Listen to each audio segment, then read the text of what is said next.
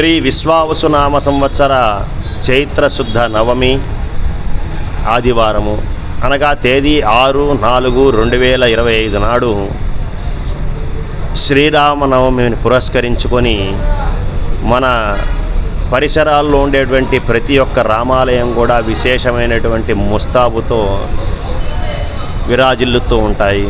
ఇటువంటి ఈ రామనవమి సందర్భంగా అసలు రామ జననము రోజున కళ్యాణాలు ఎందుకు చేస్తున్నాం, రాముడి యొక్క విశేషణతను ఒక చిన్న మాటలో తెలుసుకుందాం. దేవదేవుడైనటువంటి శ్రీమన్నారాయణుడు తానే ఒక గర్భవాసాన్ని ఎంచుకుని ఆ గర్భమందు తన అంశను ప్రవేశపెట్టి తద్వారా రామ జననానికి ప్రేరేపణ కల్పించి శ్రీమన్నారాయణుడే కౌసల్య గర్భమందు రాముడుగా జన్మించినటువంటి శుభదినము చైత్ర శుద్ధ నవమి. దానిని పురస్కరించుకొని అన్ని దేవాలయాల్లో కూడా రామ దేవాలయాలలో శ్రీరామనవమి కళ్యాణం చేయటం పరిపాటిగా వస్తుంది. కొన్ని ప్రాంతాల్లో అయితే ఒక 4 రోడ్ల కూడళ్లలో చిన్న చిన్న సందులలో కూడా రాముడి విగ్రహాలు పెట్టి కళ్యాణాలు చేసుకోవడం మనం చూస్తూనే ఉన్నాం అన్నమాట.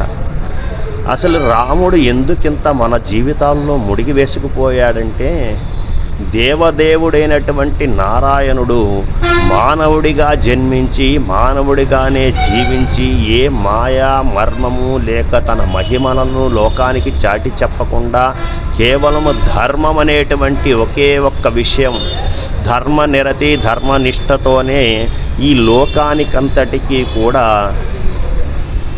కీర్తింపబడేటువంటి ఆరాధ్య పురుషుడైనాడు రాముడు. కేవలం ఒక మనిషి సాధారణంగా ఎలా జీవించవచ్చో, ధర్మంతో ఉంటే ఎంత గొప్ప కీర్తిని పొందవచ్చో తెలియచేసినటువంటి అవతారం రామావతారం.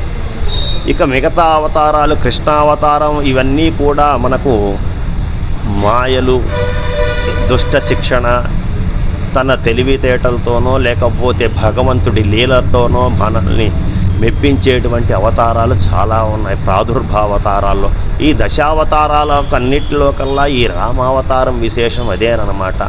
మానవుడిగా బతికి మానవుడిగా జీవించి మానవుడిగా పుట్టి మానవుడిగానే మరణించేంత వరకు కూడా ధర్మనిరతిని తప్పకుండా విడవకుండా ఎట్లాంటి మాయలు మర్మములు లేకుండా సాధారణమైనటువంటి ఒక వ్యక్తి ఈ ధర్మంతో ఉంటే ఎలా గొప్ప కీర్తిని పొందగలని తెలియజేసే అవతారమే ఈ రామావతారం. అందుకే మన జీవితాల్లో ఈ రామావతారం ముడివేసుకు వెనబడి వేసుకుపోయిందనమాట.